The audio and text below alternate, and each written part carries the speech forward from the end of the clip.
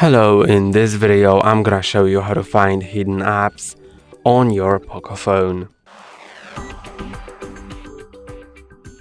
So first I'm gonna hide an app, then I'm gonna show you how to find it.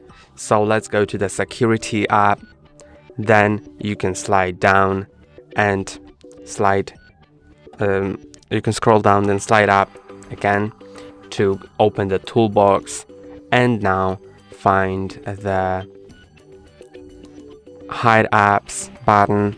Now you can select which app to hide. So I'm gonna hide Facebook, then click on got it. And now to find the Facebook, you need to zoom in on your home screen, then you'll see the hidden apps, and now you can just open it. It will be just simply hidden, so you need to do it like that.